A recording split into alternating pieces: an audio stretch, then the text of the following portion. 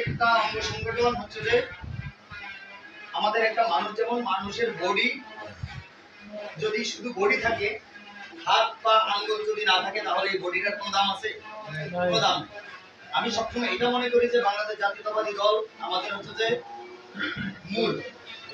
হ্যাঁ হ্যাঁ, এই জাতীয়তাবাদী দলের যদি অঙ্গ সংগঠনের যুবদল, ছাত্রদল, জাসাস, আপনার শ্রমিক, কৃষক, এভাবে প্রত্যেকটা অঙ্গ সংগঠন যদি না থাকে, ওনারা কিন্তু ওনাদের কাজ মূল লক্ষ্য হয়তো পৌঁছাইতে পারবে না, আমাদেরকে নিয়েই পৌঁছাবে।